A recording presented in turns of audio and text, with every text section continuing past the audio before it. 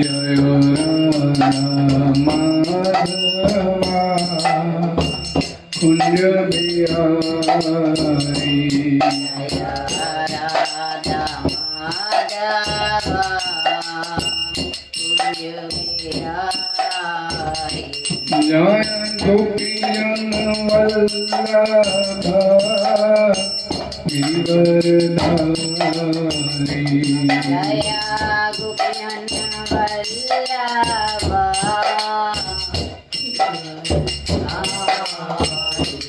जय गोपीजन वल्लभा गिरिवरधारी जय गोपीजन वल्लभा गिरिवरधारी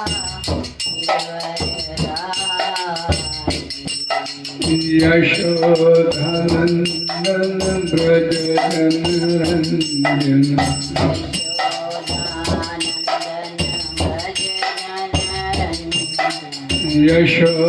यशोधनंदन ब्रज जनरंजन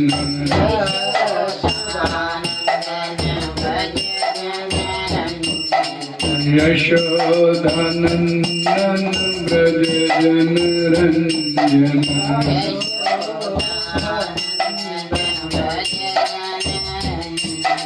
यमुना तीरा मन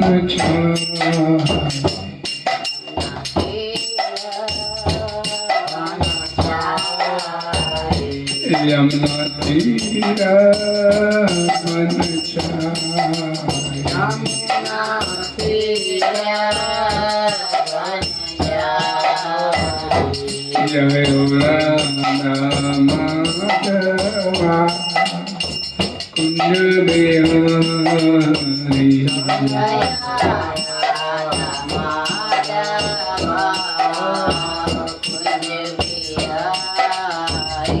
जय राधा माधवा कुंज बिहारी जय राधा माधवा कुंज बिहारी हरे Krishna Krishna Krishna Hare Hare Hare Ram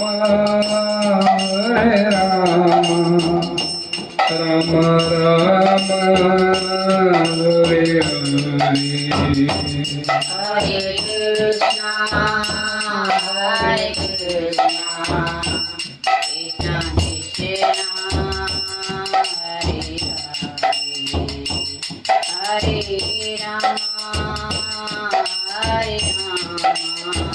Hare Hare.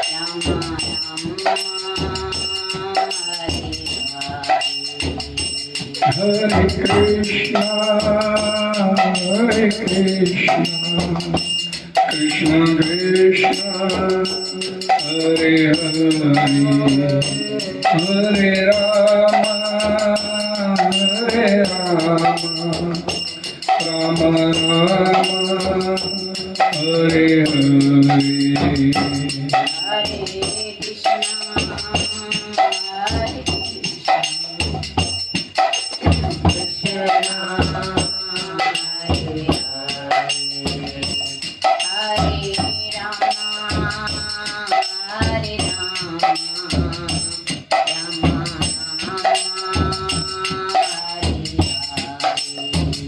Jaya Prabhupada, Prabhupada, Bhakti Vedanta Srila Prabhupada.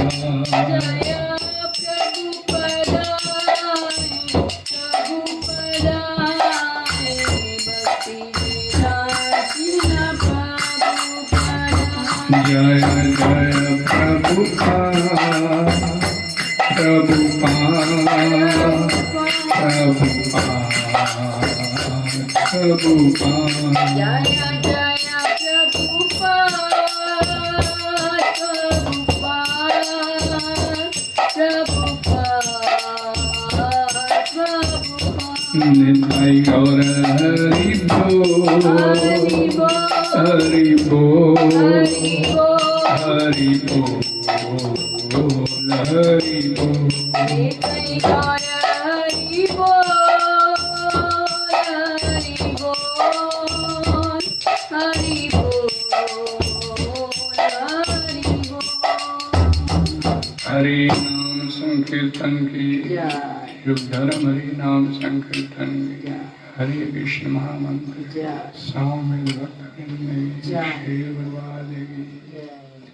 ओम नमो भगवते वासुदेवाय ओम नमो भगवते वासुदेवाय ओम नमो भगवते वासुदेवाय ओम नमो भगवते ओम नमो भगवते वासुदेवाय ओम नमो भगवते वासुदेवाय नारायणं नमस्कृत्य नारायणं नमस्ते नारं चैव नरोत्तमं देवीं सरस्वतीं व्यासं देवीं सरस्वतीं ततो जयामुदीरये जयमुदीरये नष्टप्रायेषु अभद्रेषु नष्टप्रायेषु नित्यं भागवत सेव्या नित्यं भागवत भगवती उत्तम श्लोके भगवती उत्तम श्लोके भक्तिर्भवति नष्टिकी भक्तिर्भवति कृष्णाय वासुदेवाय कृष्णाय वासुदेवाय देवकी नंदनाय च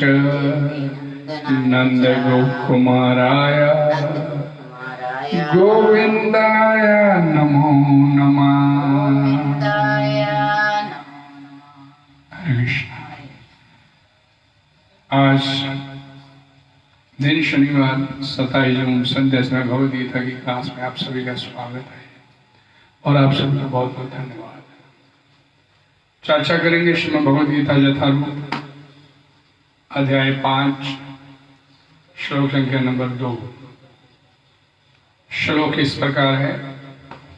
श्री भगवान वाचा संन्यास कर्म योगश्च निःश्रेयस करो भू तयोस्तु कर्म संन्यासात् कर्म योगो विशिष्यते। इस श्लोक का हिंदी अनुवाद इस प्रकार है।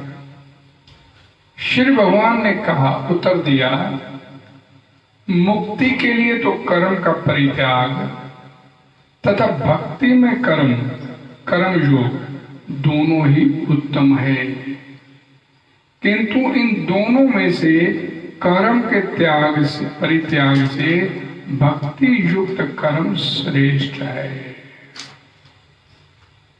हरे कृष्णा। इस श्लोक का तात्पर्य इस ज्वाइनिंग ग्रे जगत गुरु शील प्रपात जी द्वारा सरल स्पष्ट है, ध्यान से सुनने की आवश्यकता है। काम कर्म इंद्रिय तृप्ति में लगना ही भवबंधन का कारण है। जब तक मनुष्य शारीरिक सुख का स्तर बढ़ाने के उद्देश्य से कर्म करता रहता है, तब तक वह विभिन्न प्रकार के शरीरों में देहांतरण करते हुए भवबंधन को बनाए रखता है। इस बात की पुष्टि भागवत 5:5-4-6 में इस प्रकार हुई है। नूनम प्रमथा कुरुते विकर्म यद इंद्रिय प्रीतिये आपरिणोति न साधु मन्ये यथात्मनो अयं सन्नपि क्लेशदा आस्देहा पराभवतमा तावत बोधजातो यावन जिज्ञासा आत्म तत्वतम तत्तावतितम मनो वै कर्मात्मकम येन शरीरवंदा एवं मना कर्मवशं प्रयुक्ते अविद्यात्मात्मा प्रतीयमाने प्रीति न यावत्मये वासुदेवे नामुच्यते देहयोगेन तावता। लोग इंद्रिय तृप्ति के पीछे मत है, वे ये नहीं जानते कि उनका क्लेशों से युक्त ये शरीर उनके विगत काम कर्मों का फल है। यद्यपि ये शरीर नाशवान है, किंतु ये नाना प्रकार के कष्ट देता रहता है। अतः इंद्रिय तृप्ति के लिए कर्म करना श्रेयस्कर नहीं है। जब तक मनुष्य अपने असली स्वरूप के विषय में जिज्ञासा नहीं करता, उसका जीवन व्यर्थ रहता है। और जब तक वह अपने स्वरूप को नहीं जान लेता, तब तक उसे इंद्रिय तृप्ति के लिए काम कर्म करना पड़ता है। और जब तक वह इंद्रिय तृप्ति की इस चेतना में फंसा रहता है, तब तक उसका देहांतरण होता रहता है। भले ही उसका मन काम कर्मों में व्यस्त रहे और अज्ञान द्वारा प्रभावित हो, किंतु उसे वासुदेव की भक्ति के प्रति प्रेम उत्पन्न करना चाहिए। केवल तभी वह भव बंधन से छूटने का अवसर प्राप्त कर सकता है। अतः यह ज्ञान ही कि वह आत्मा है, शरीर नहीं, मुक्ति के लिए पर्याप्त नहीं। जीव आत्मा के स्तर पर मनुष्य को कर्म करना होगा, अन्यथा भव बंधन से उबरने का कोई अन्य उपाय नहीं है। किंतु ध्यान से सुनिए इस तात्पर्य को, किंतु कृष्ण भावना भावित होकर कर्म करना काम कर्म नहीं है। पूर्ण ज्ञान से युक्त होकर किए गए कर्म वास्तविक ज्ञान को बढ़ाने वाले हैं।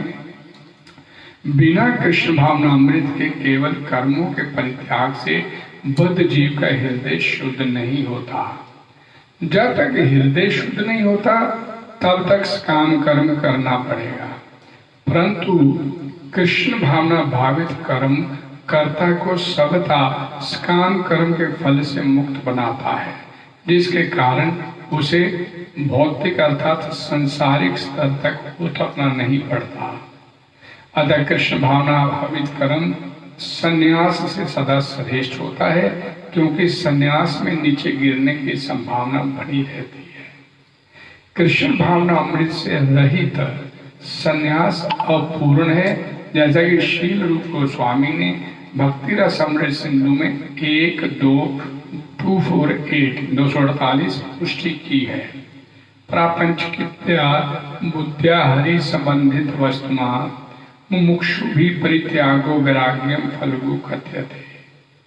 जब मुक्ति कामी व्यक्ति श्री भगवान से संबंधित वस्तुओं को भौतिक समझकर उनका परित्याग कर देते हैं, तो उनका संन्यास अपूर्ण कहलाता है। संन्यास तभी पूर्ण माना जाता है जब ये ज्ञात हो कि संसार की प्रत्येक वस्तु भगवान की है और कोई किसी भी वस्तु का स्वामित्व ग्रहण नहीं कर सकता। वस्तुतः मनुष्य को ये समझने का प्रयत्न करना चाहिए कि उसका अपना कुछ भी नहीं है, तो फिर संन्यास का प्रश्न ही कहाँ है। जो व्यक्ति ये समझता है कि सारी संपत्ति कृष्ण की है, वह नित्य सन्यासी है। प्रत्येक वस्तु कृष्ण की है, अतः उसका उपयोग कृष्ण के लिए किया जाना चाहिए। कृष्ण भावना भावित होकर इस प्रकार का पूर्ण कार्य करना मायावादी सन्यासी के कृत्रिम वैराग्य से कहीं उत्तम है। हरे कृष्णा। ओम अज्ञानतिमिरन्धस्य ज्ञानाञ्जनशलाकया चक्षुर्मिलितमजेन तस्मै श्री गुरुवे नमः। श्री चैतन्य मनोभीष्टं स्थापितं येन भूतले स्वयं रूपा कदा मह्यं ददाति सपदान्तिकम्। नमो विष्णुपदाय कृष्णप्रेष्ठाय भूतले श्रीमते भक्ति वेदांत स्वामिनीति नामिने। नमस्ते सरस्वते देवी गौरवाणी प्रचारिणे निर्विशेष शून्यवादी पाश्चात्य देशतारिणे। वाञ्छा कल्पतरुभ्यश्च कृपा सिन्धुभ्येव च पतितनाम पावनेभ्यो वैष्णवेभ्यो नमो नमः। जय श्री कृष्ण चैतन्य प्रभु नित्यानंद श्री अद्वैत गदाधर श्रीवासादि गौर भक्त वृंदा। हरे कृष्णा कृष्णा कृष्णा हरे हरे, हरे राम राम राम हरे हरे। भगवतवाणी श्रीमद् भगवद गीता की जय। जगद्गुरु श्री प्रभुपाद जी की जय।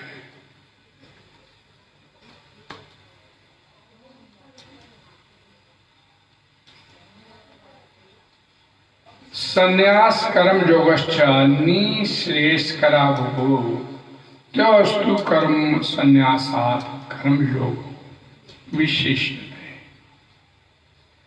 मुक्ति के लिए तो कर्म का परित्याग, भगवान जवाब देते हैं यहाँ पर, मुक्ति के लिए तो कर्म का परित्याग तथा भक्ति में कर्म अर्थात कर्म योग दोनों ही उत्तम है।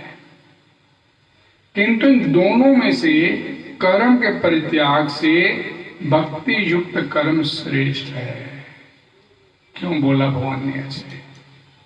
इससे पहले यहां पर सवाल किया अर्जुन ने, हे कृष्णा, पहले आप मुझसे कर्म त्याग करने के लिए कहते हैं और फिर भक्ति पूर्वक कर्म करने का आदेश देते हैं। क्या आप कृपा करके निश्चित रूप से मुझे बताएंगे कि इन दोनों में से कौन अधिक लाभप्रद है? ये अर्जुन ने सवाल किया और भगवान ने ये उत्तर दिया। उसके उत्तर में ये बताया। भगवत गीता के इस 5वें अध्याय में भगवान बताते हैं कि भक्ति पूर्वक किया गया कर्म शुष्क चिंतन से श्रेष्ठ है। ऐसे बैठ के सोचते रहना, चिंतन करना, उससे श्रेष्ठ है भक्ति युक्त कर्म करना। भक्ति पथ अधिक सुगम है। भक्ति योग का जो रास्ता है ये सरल है, और क्योंकि दिव्य स्वरूपा भक्ति मनुष्य को कर्म बंधन से मुक्त कर देती है। दूसरे अध्याय में आत्मा तथा उसके शरीर बंधन का सामान्य ज्ञान बतलाया गया। उसी में बुद्धि योग अर्थात भक्ति द्वारा इस संसारिक बंधन से निकलने का भी वर्णन हुआ। तीसरे अध्याय में यह बताया गया कि ज्ञानी को कोई कार्य नहीं करना पड़ता, और चौथे अध्याय में भगवान ने अर्जुन को बताया कि सारे यज्ञों का पर्यवसान ज्ञान में होता है। किंतु चतुर्थ अध्याय के अंत में भगवान ने अर्जुन को सलाह दे दी कि वह पूर्ण ज्ञान से युक्त होकर उठ करके युद्ध करे। अतः इस प्रकार एक ही साथ भक्ति में कर्म तथा ज्ञान युक्त और कर्म की महत्ता पर बल देते हुए भगवान श्री कृष्ण ने अर्जुन के संकल्प को दिग्भ्रमित कर दिया। तो इसलिए अर्जुन ने जो सवाल किया 5वें अध्याय के पहले श्लोक में, तो यहाँ पर दूसरे श्लोक में भगवान श्री कृष्ण उसका जवाब देते हुए बोलते हैं कि मुक्ति के लिए तो कर्म का परित्याग तथा भक्ति में कर्म अर्थात कर्म जो भक्ति युक्त दोनों ही उत्तम है। लेकिन इन दोनों में से कर्म के परित्याग से भक्ति युक्त कर्म श्रेष्ठ है। यहां पर अब आपने ये तात्पर्य सुना प्रभुपाद जी का। मैंने आप लोगों को पहले भी बताया कि ये भगवत गीता प्रभुपाद जी बोलते हैं कि उसी को समझ आती है जिसने अर्जुन की तरह पूरे भक्ति भाव से, भक्ति योग से इस भगवत गीता को ग्रहण करने का प्रयास किया। भक्ति योग का विशेष महत्व भगवत गीता में है, और भगवत गीता की समाप्ति भी भगवान श्री कृष्ण भक्ति योग में करते हैं।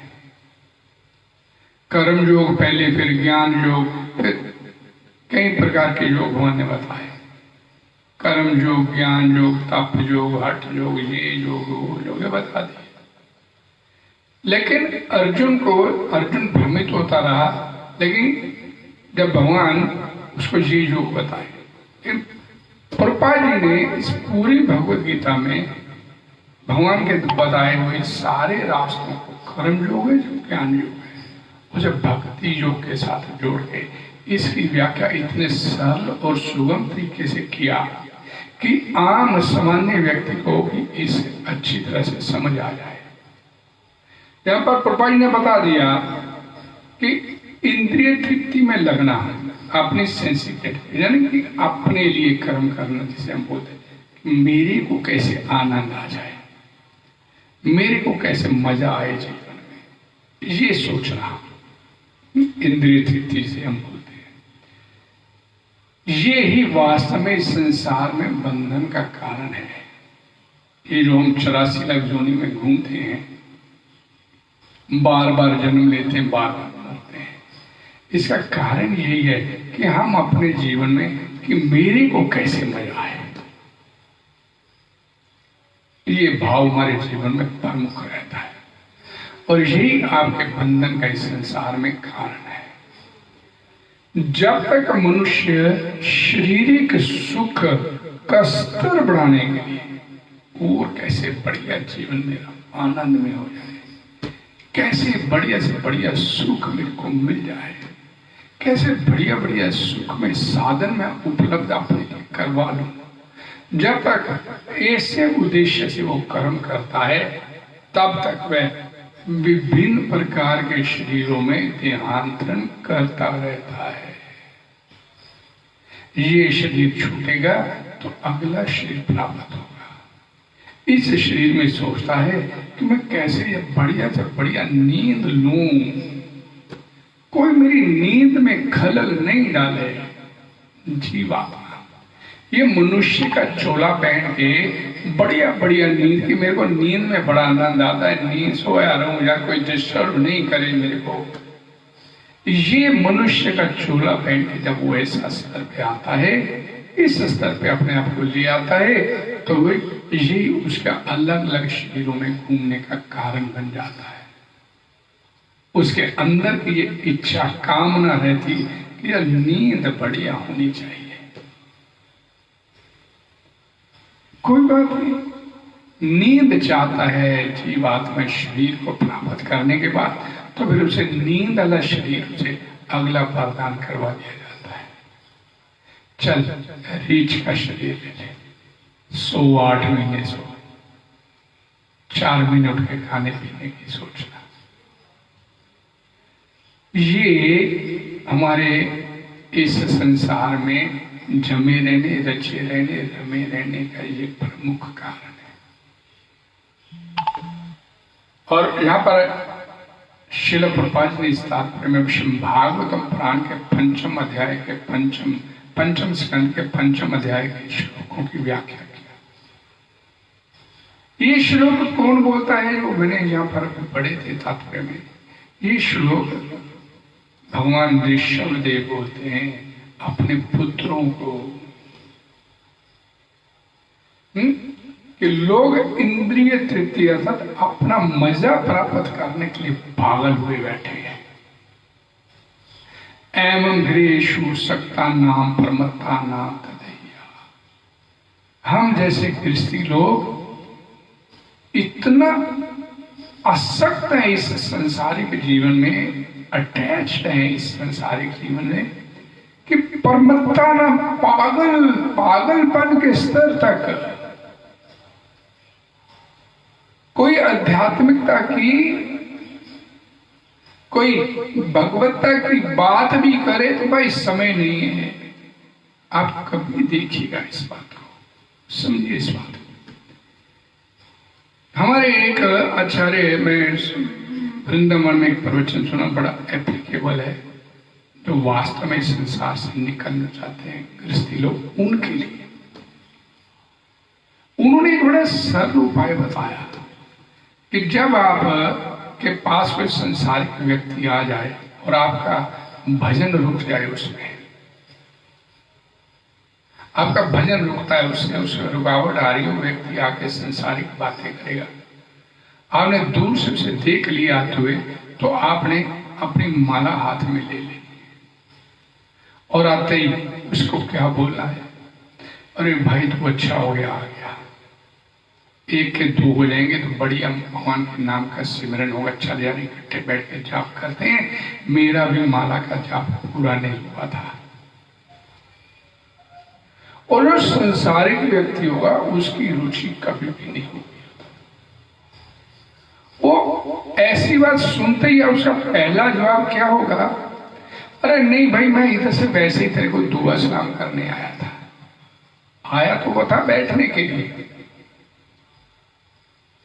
आया था वो संसारिक बातें पर जल पकड़ने के लिए, लेकिन जैसे आपने उसे ऐसे आती न्योता दे दिया, ये अच्छा हो गया, तू आ गया यार, इकट्ठे बैठ के 2 घंटे माला जाप करेंगे, सिमरन करेंगे, इकट्ठे बैठ के बढ़िया रहेगा।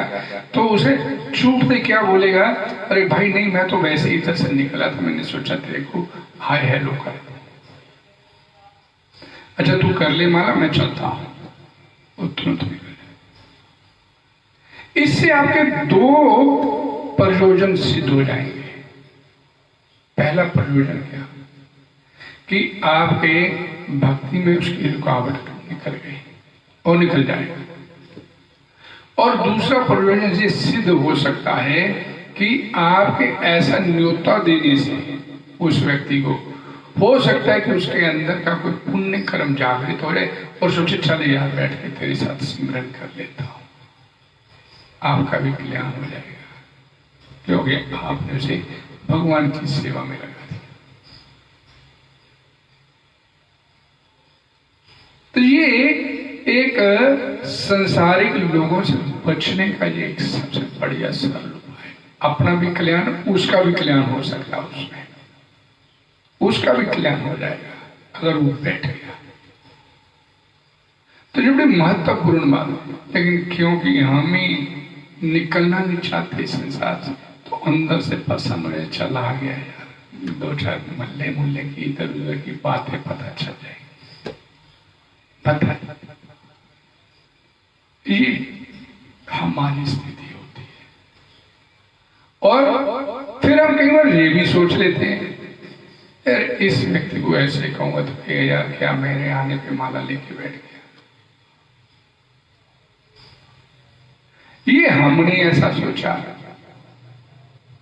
क्योंकि हमारा अंतःकरण मैला है, हम भी अंदर से जाप नहीं करना चाहते। किसी ने बताया था ऐसे बोलना, ऐसे बोल दिया, बोलने की सोच रहे हैं, हमारा भी अंतःकरण मैला है। नहीं यार अच्छा नहीं लगता, आया चल 2 बातें कर ले, अपना भी नाश, अगले का भी सत्यानाश। ये स्थिति हमारी संसार की है। जब तक मनुष्य अपने असली स्वरूप के विषय में जिज्ञासा नहीं करता, उसका जीवन व्यर्थ रहता है। और जब तक वह अपने स्वरूप को नहीं जान लेता, सेल्फ रियलाइजेशन जिसे बोलते हैं, मैं कौन हूं, कहां से आया हूं, और विदाउट एनी डाउट मैंने एक दिन जाना है, कहां जाना है। जब तक अपने स्वरूप को नहीं जान लेता, तब तक उसे इंद्रिय तृप्ति के लिए काम कर्म करना पड़ता है। यानी कि आध्यात्मिकता में नहीं लगा तब तक वो पुण्य कर्म करेगा, काम कर्म करेगा कि मेरा जो लेवल है, जो आनंद लेने का, वो बढ़िया हो जाए। ते तम भुक्त्वा स्वर्ग लोकम विशालम। काम कर्म करने पे अगला जीवन आपको बढ़िया इंद्रिय तृप्ति के लिए, बढ़िया आनंद प्राप्त करने के लिए, इस ब्रह्मांड में आपको अगला जन्म स्वर्ग लोक में हो जाएगा। लेकिन फिर क्या हुआ? क्षीणे पुण्य मृत्यु लोकों विशंते। वो आपके पुण्य कर्मों का प्रभाव खत्म होगा, उतना अपने सुख आनंद मजा भोग लिया तो पुनः इस मृत्यु लोक में दोबारा भेज दिया जाएगा।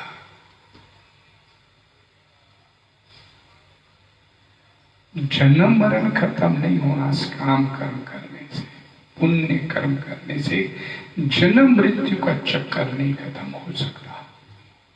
ये आप समझ लीजिए, ध्यान से सुनिएगा। और जब तक वह इंद्रिय तृप्ति की चेतना में फंसा रहता है, तब तक उसका देहांतरण होता रहता है। बार बार जन्म लेता रहेगा, मरता रहेगा, जन्म लेता रहेगा, मरता रहेगा। भले ही उसका मन पुण्य कर्मों में व्यस्त रहे और अज्ञान द्वारा प्रभावित हो, किंतु उसे वासुदेव की भक्ति के प्रति प्रेम उत्पन्न करना होगा इस संसार से निकलने के लिए। यही एकमात्र उपाय है। और तभी वह इस भाव बंधन से छूटने का अवसर प्राप्त कर सकता है।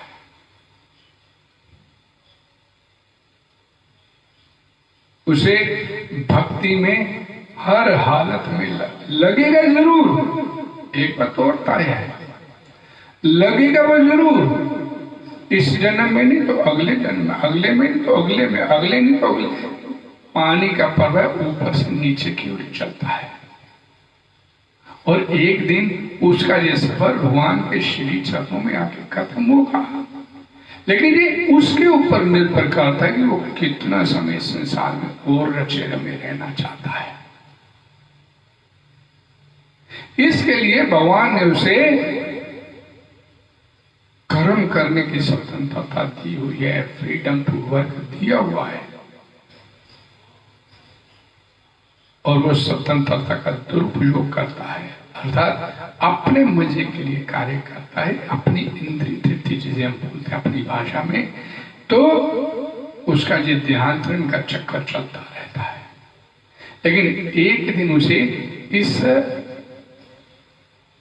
अध्यात्म में लगना पड़ेगा, और कब लगना है ये उसके ऊपर पूरी तरह से निर्भर है। फ्रीडम टू वर्क दिया हुआ उसे। एक बड़ी क्या लगता क्यों नहीं है, क्यों नहीं लगता? हम बड़ा सुंदर एक वर्णन प्राप्त करते हैं वाल्मीकि रामायण में। मैंने पहले भी एक बार जिक्र किया कि रत्नाकर डाकू था, पापी था, पापी तापी व्यक्ति था, लूटपाट, कत्लो गारत, ये सारे उसके दिनचर्या के कार्य थे। लेकिन जब वो नारद जी की शरण में आया, जब वो रत्नाकर डाकू नारद जी की शरण में आया, तो उसकी जीवा से एक सिंपल राम, र आ और म, राम बोलना बड़ा आसान है, सबसे सुगम नाम है राम। लेकिन उस व्यक्ति के जीवा से राम नहीं निकला, मरा मरा बोल के उसका गुजारा हो गया। राम नहीं निकला। क्यों नहीं निकला? घने पाप थे उसके पीछे। घने पापों की वजह से उसकी जीवा से भगवान का नाम का उच्चारण नहीं हो पा रहा था। श्रीमद् भगवद गीता में बोला गया, ये शाम त्वंत गतम पापम जना नाम पुण्य कर्मणाम ते द्वंद मोहा निर्मुक्ता भजन्ते माम दृढ़व्रता। अर्थात इस श्लोक का 7वें अध्याय के 28वें श्लोक का यह अर्थ क्या है? जिसके पाप नष्ट हो गए हैं, भगवत गीता में भगवान बोलते हैं, जिसके पाप नष्ट हो गए हैं वे ही दृढ़ व्रत होकर भगवान के भजन में लग सकते हैं। और कोई नहीं लगेगा। जे शाम त्वंत गतम पापम जाना, जिनके पापों का हो गया खात्मा हो गया, वही व्यक्ति भगवान के नाम का सिमरन कर पाएगा। इसलिए इस बात को समझ लीजिए कि कोई व्यक्ति अगर अपनी जीवा से भगवान के नामों का उच्चारण करता है, हरे कृष्ण महामंत्र करता है, तो वो व्यक्ति साधारण नहीं है। ऐसी नहीं उसकी जीवा पे भगवान के नाम का सिमरन होना शुरू हो गया, वो साधारण नहीं है। उसके पाप खत्म हुए तो ही उसने भगवान का नाम का उच्चारण करना शुरू किया। और ये बात कोई और नहीं, भगवान स्वयं बोलते हैं भगवत गीता के 7वें अध्याय के 28वें श्लोक।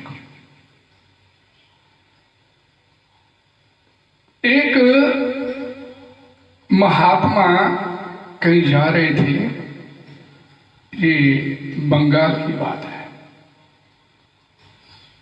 तो उन्होंने देखा कि एक तालाब के किनारे एक बूढ़ा व्यक्ति कांटा लेके मछली पकड़ने का जाल फंसा के बैठा हुआ है। इतनी धूप, इतनी गर्मी, बूढ़ा शरीर, और कांटा फंसा के इंतजार में बैठा कोई मछली फंसेगी। और संत महात्मा तो स्वभाव से बोलते हैं सर्वभूत हिते रता, वो सभी जीवों का हित चाहते हैं। मन में करुणा जागृत होगी उस व्यक्ति को देखकर। ये अपना बुढ़ापा भी व्यर्थ कर रहे, इसको तो भगवान का भजन करना चाहिए। और ये अपना ये बचा हुआ जीवन है उसे भी व्यर्थ करने पे तुला हुआ है। बड़ा भाव जागृत हुए उस महात्मा के मन में और तुरंत उस व्यक्ति के पास पहुंचे जो जाल लगाकर मछली पकड़ने के इंतजार में बैठा था। महात्मा बोले, अरे भाई क्या कर रहे हो? मछली पकड़ रहा हूं।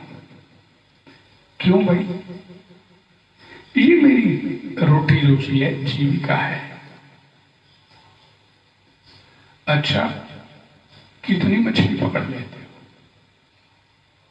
5-6 पकड़ूंगा, उसको बेचूंगा, उसके बदले में चावल मिलेंगे और घर जाके अपना गुजारा करूंगा चावल से। महात्मा बड़े दयालु थे, उन्होंने तुरंत उस व्यक्ति को बोला, तो चल मेरे साथ, जितने के तू मछली पकड़ के चावल कमाता है उतने चावल रोज मैं तेरे को दिला दिया करूंगा, तू चल मेरे साथ। और महात्मा उस बूढ़े व्यक्ति को लेकर अपने के शिष्य के पास चले आए जिसका अनाज का कारोबार था। और उस महात्मा को देखते उस शिष्य ने चरण वंदना किया, दंडवत प्रणाम किया, आदर सत्कार किया, बोले मेरे लिए कोई आदेश? तो महात्मा बोले, ये व्यक्ति है, ये मैं तुम्हारी शरण में छोड़ के जा रहा हूं। ये क्या करेगा? ये भगवान के नाम का स्मरण करेगा। तो बूढ़ा व्यक्ति तुरंत खड़ा हो गया, भगवान का नाम मैं तो आज तक नहीं किया। कोई बात नहीं, अभी तो बैठेगा तो भगवान का नाम का स्मरण होगा तेरे से। मैं नहीं कर पाऊंगा तो बोल हरे कृष्ण, उसे हरे कृष्ण ना बोला जाए, हरे राम बोला, हरे राम ने बोला, उच्चारण करे। बंगाली था, बंगाली में उच्चारण नहीं कर पा रहा। तो सबसे सुगम भगवान का नाम, तू राम भी नहीं उसकी जीवा से निकला, हरि बोल, हरि। तो हरि भी नहीं बोले तो उसकी जीवन से निकले। बंगाली था, बंगाली एक्सेंट, होरे होरे होरे होरे, तू होरे होरे बोल, होरे होरे बोल।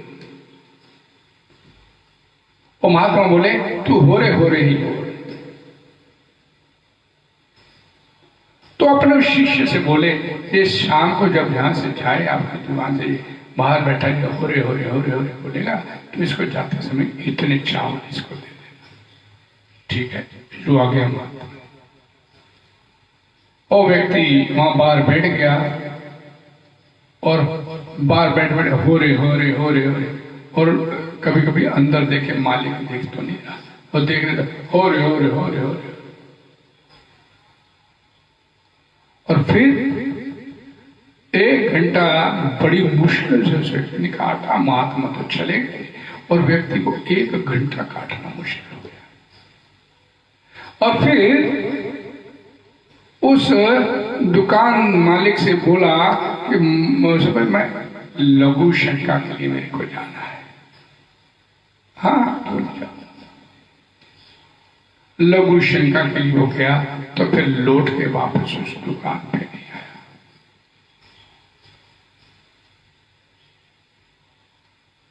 महात्मा शाम को उधर से आए, सोचा वो व्यक्ति हरे हरे हरे हरे बोल रहा होगा, भगवान हरि का स्मरण करा, लेकिन वहां तो वो व्यक्ति नहीं दिखा।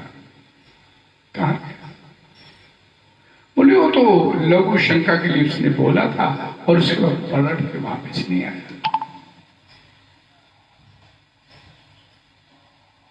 अगले दिन महात्मा फिर उसी तालाब पर पहुंचे तो व्यक्ति वहीं कांटा फंसा के बैठा हुआ है।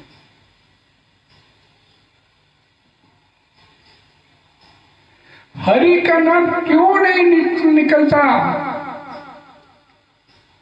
घने पाप है पीछे। तुलसी पूर्व पाप के हरि चर्चा न सुहाए। लेकिन एक संत महात्मा भी कृपा करने के लिए आ गया, उस कृपा को लात मार दिया उसके पाप के बोझ से। हरि चर्चा न सुहाए।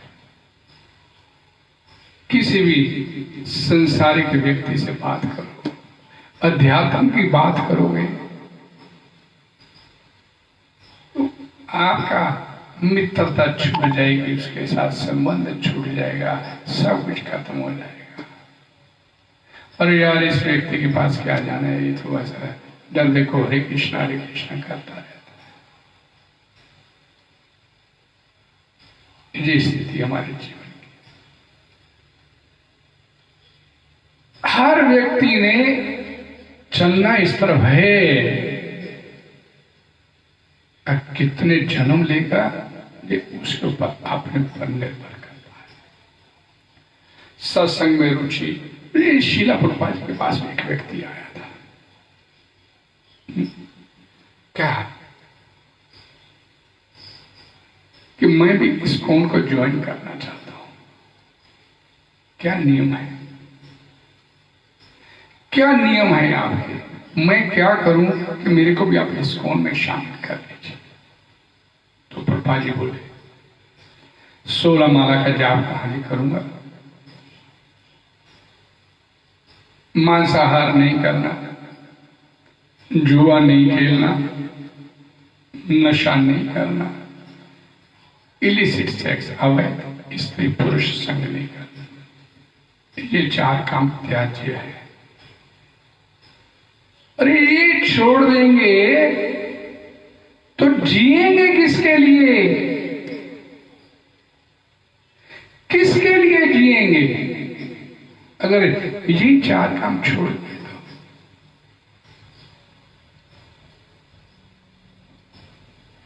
फिर जीने का मकसद क्या है?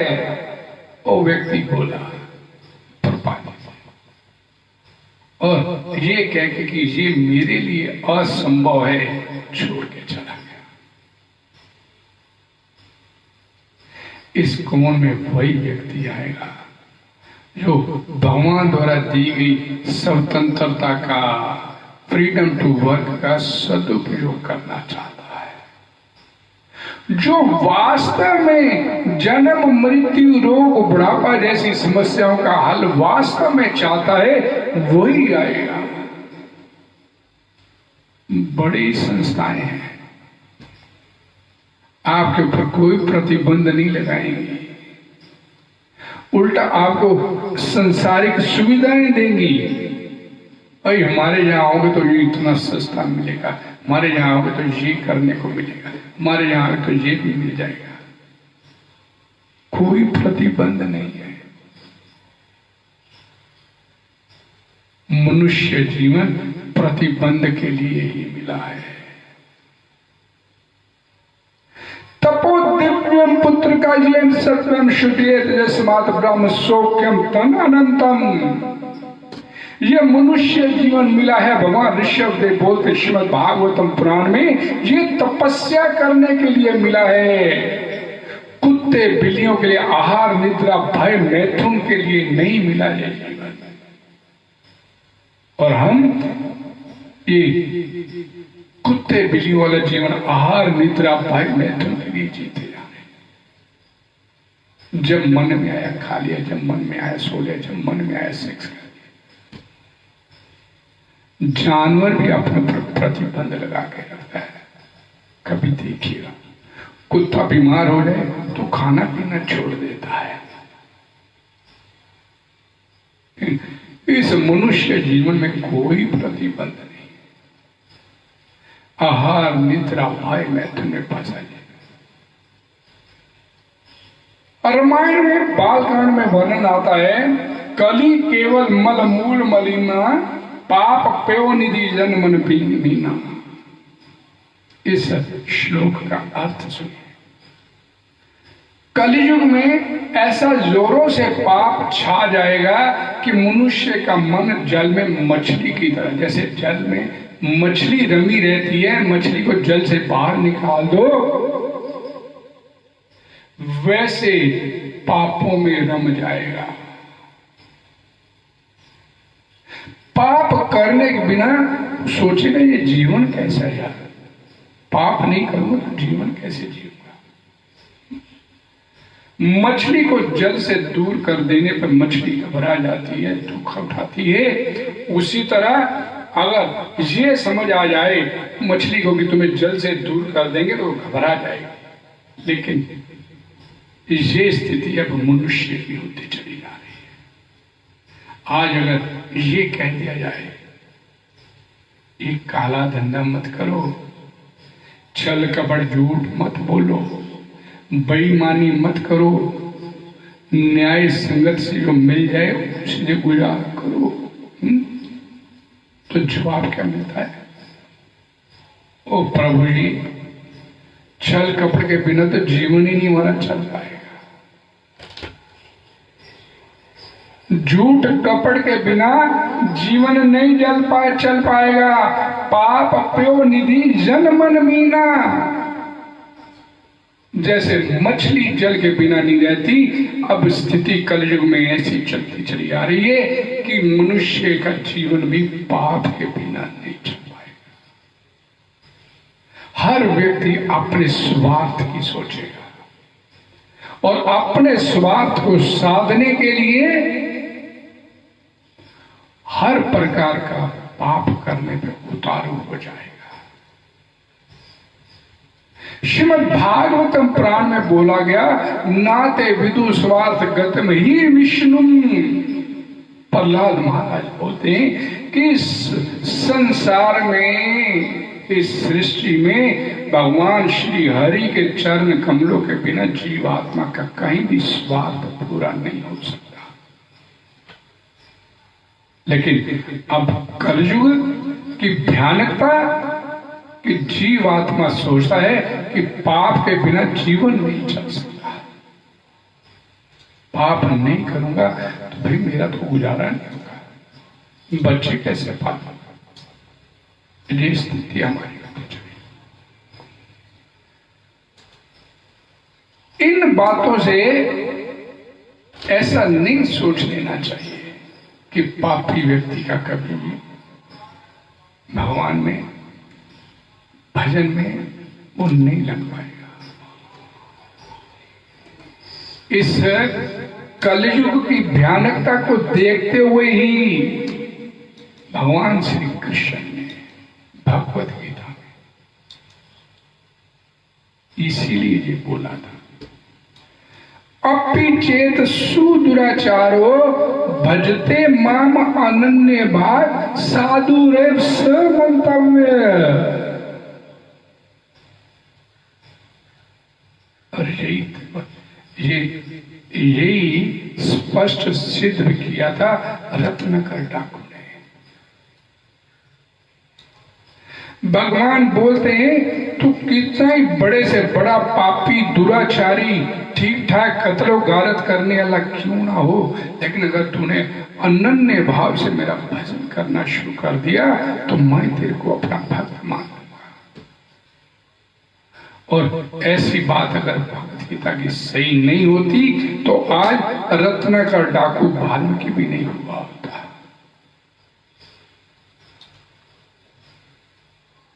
भजन करेंगे, अध्यात्म में चलेंगे, आपके अंदर के जितने विकार हैं धीरे धीरे अपने आप अंदर से साफ। यही तो कृष्ण कॉन्शियसनेस जीवन है, तो प्रभुपाद जी बताना चाहते। आप होरे होरे होरे होरे बोलिए, हरि हरि हरि हरि बोलिए, कृष्ण कृष्ण बोलिए।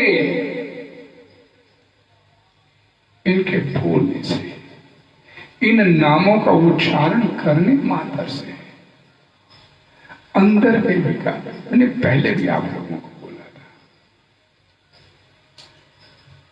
किसी कमरे में 100 सालों का घना अंधेरा क्यों नहीं हुआ, एक बल्ब जला दिया तो तुरंत प्रकाश हो जाता है। इस हृदय में कितनी भी मलिनता क्यों नहीं हो, कितने पापी दुराचारी विचार अंदर क्यों नहीं पाते हो। आपने अगर उस हृदय में भगवान कृष्ण को निवास अपना बना दिया तो सब पाप सब विकार आपके दूर होते चले जाएंगे, टिक नहीं सकेंगे उसके आगे। भगवान का नाम इतना शक्तिशाली है, राम से बड़ा राम का नाम मात्र लेने से। कलयुग में केवल नाम ही कल्याण करेगा। कली काले नाम रूपे कृष्ण अवतार। कलयुग में भगवान का नाम ही भगवान का अवतार बोला जाता है। कलयुग केवल नाम आधारा, सुमरे सुमरे नर उतरे पारा। हरेर नाम हरेर नाम एव केवलम कलो नास्ते वन्नास्ते वन्नास्ते एव गतिर्न्यथा। सब शास्त्र में बोलते नानक दुखिया सब संसार, सो सुखी जो नाम आधार। नाम कली काले नाम रूपे कृष्ण अवतार। कलयुग में भगवान का नाम ही भगवान का अवतार है। और इस नाम की शरणागति स्वीकार कर लेंगे। नाम एकम शरणम ब्रजा, एकमात्र नाम की शरण में आ जाएंगे तो अपना काम हो जाएगा।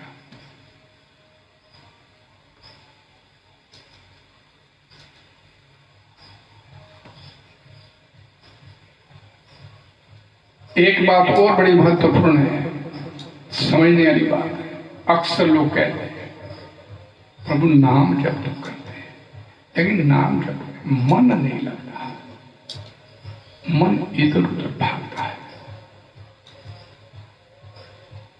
लेकिन जैसे ही आपने क्या बोलते ना, ये हृदय रूपी चित्त रूपी इस कमरे के अंदर नाम रूपी झाड़ू लेकर सफाई करनी शुरू की तो बड़ी गर्द मिट्टी बड़ी अंदर धूल बड़ी जमी पड़ी है। और जैसे ही आपने उस झाड़ू को लेकर उस कमरे में, हृदय रूपी इस कमरे में सफाई किया, हरि नाम करना शुरू किया, तो एक बार तो वो गर्द जितनी उस कमरे में पूरी बवंडर मचा देगी।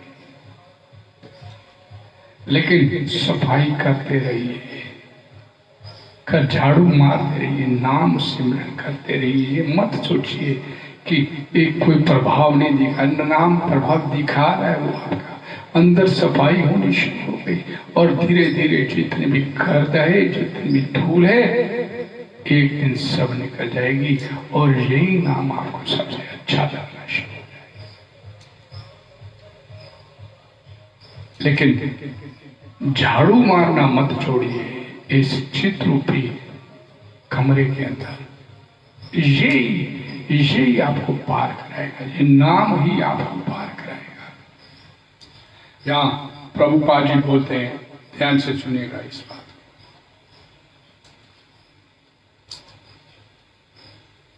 वासुदेव की भक्ति के प्रति प्रेम उत्पन्न होगा, इसी से होगा, और केवल तभी वह भव बंधन से छूटने का अवसर प्राप्त कर पाएगा। बाहर निकलने का रास्ता ही नहीं अपनाएंगे तो निकलेंगे कैसे? इस नाम को मजबूती से पकड़ लीजिए। आपको कोई अपने विकार छोड़ने की जरूरत नहीं है, ये बड़ा पाप कर रहा हूं। आप सिर्फ इस हरे कृष्ण महामंत्र को पकड़ लीजिए, और इस हरे कृष्ण महामंत्र को जितना मजबूती से पकड़ते चले जाएंगे। शिला प्रभुपाद से पूछा गया, जब शिला प्रभुपाद जी विदेश में ये शुरू किया अपना इसको, तो मनोहर लाल अग्रवाल राम शरणम के उन्होंने सवाल किया था कि स्वामी मेरे को लगता है जब तक आप हो तब तक आपकी ये संस्था चलेगी, उसके बाद ये शायद संस्था नहीं चल पाए। उसके बाद ये संस्था शायद नहीं चल पाए। तो प्रभुपाद जी ने उनको क्या उत्तर दिया था कि मैंने अपने शिष्यों को एक ऐसी पुख्ता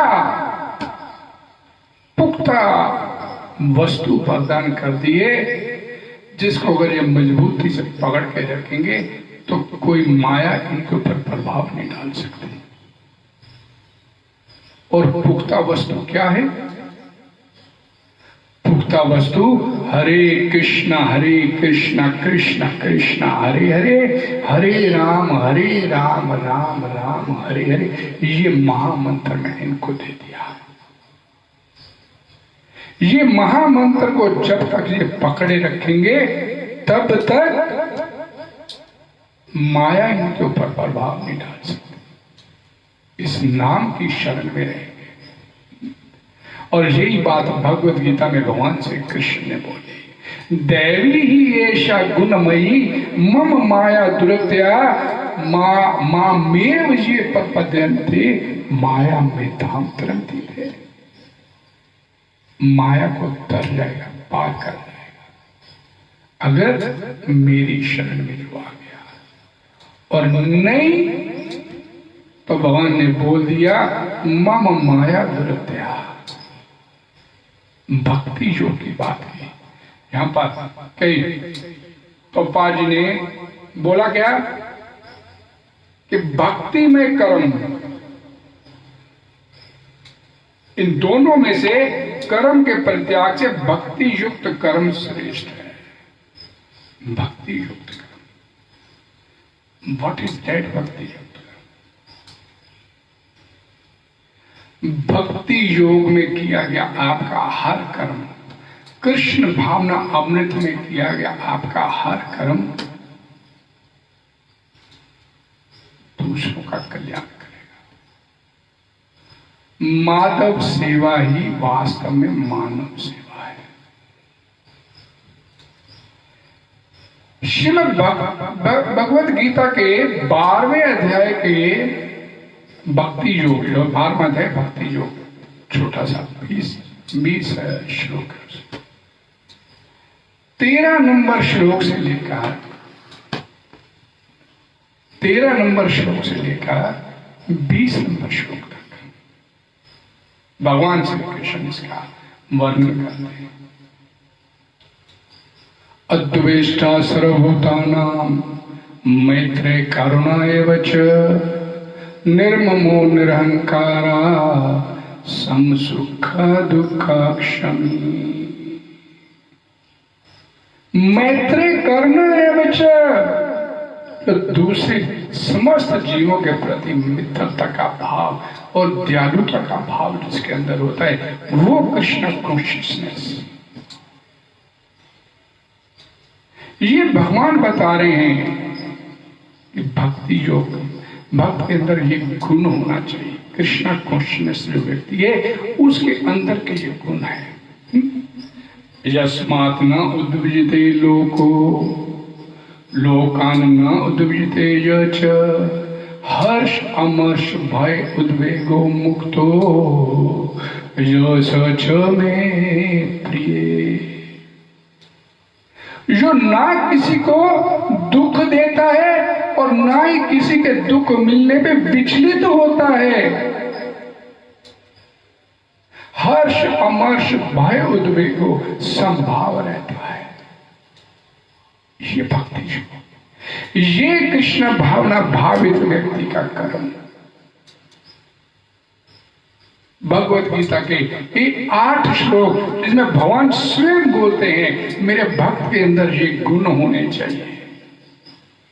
8 से अक्सर भक्त लोग भक्ता अष्टकम के नाम से भी जानते हैं।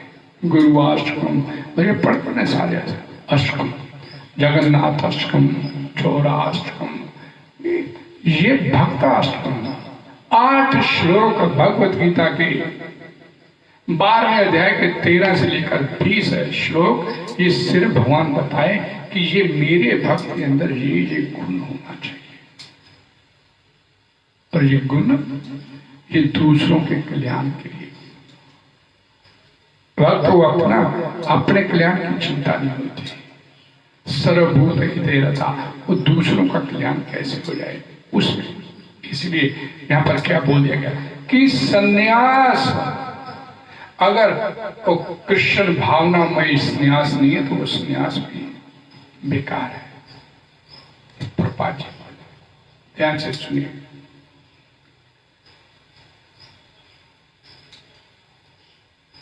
सन्यास तभी पूर्ण माना जाता है जब ये ज्ञात हो कि संसार की प्रत्येक वस्तु भगवान की है और कोई भी वस्तु का स्वामित्व ग्रहण नहीं कर सकता। इस संसार का मालिक भगवान है, ये भक्त अच्छी तरह से जानता है। इसलिए भक्त कभी भी अपने इस संसार में किसी भी प्रकार का कोई मालिकाना हक नहीं रखता। ये फैक्ट्री मेरी है, ये मकान मेरा है, दुकान मेरा है, ये उद्यम मेरा है, मेरा कुछ, जो कुछ भी आपको इस संसार में मिला है भगवान द्वारा प्रदत्त है। और यहाँ पर बताया गया सन्यास, सन्यास भी वर्जित है अगर वो कृष्ण भावनामय व्यक्ति नहीं है। अगर कृष्ण भक्ति उसके पास नहीं तो सन्यास भी व्यर्थ है। यही बात यहाँ पर भगवान श्री कृष्ण अर्जुन को बताना चाहते हैं और इसकी बड़ी स्पष्ट व्याख्या यहाँ पर श्रील प्रभुपाद जी ने किया।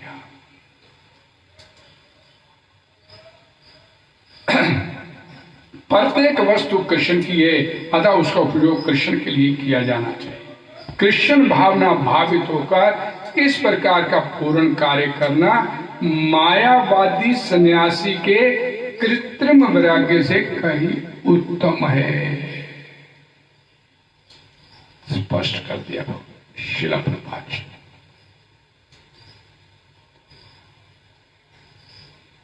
आप सभी का बहुत बहुत धन्यवाद। आपसे प्रार्थना करूंगा कृष्ण कॉन्शियस जीवन जीने के लिए सिर्फ इस हरे कृष्ण महामंत्र को मजबूती से पकड़ लीजिए। आपको कुछ अपने इस संसार से वैराग्य प्राप्त करने के लिए या भगवत संबंधी ज्ञान प्राप्त करने के लिए आपको अलग से कोई प्रयास करने की आवश्यकता नहीं। वासुदेवा भगवती भक्ति योग परियोजिता जनत्याशु वैराग्यम ज्ञानम चलत है। अपने आप ज्ञान और अपने आप इस संसार के प्रति वैराग्य अपने आप अंदर से आपके प्रकट होते चले जाएंगे अगर आपने इस हरे कृष्णा महामंत्र को अपने जीवन में धारण कर लिया। आप सभी का बहुत बहुत धन्यवाद। हरे कृष्णा हरे कृष्णा कृष्ण कृष्ण हरे हरे, हरे राम राम राम हरे। जगद्गुरु श्री प्रभुपाद की जय। भगवत वाणी श्रीमद् भगवद गीता की जय। कल इसी जगह संध्या समय फिर आपके साथ। हरे कृष्ण।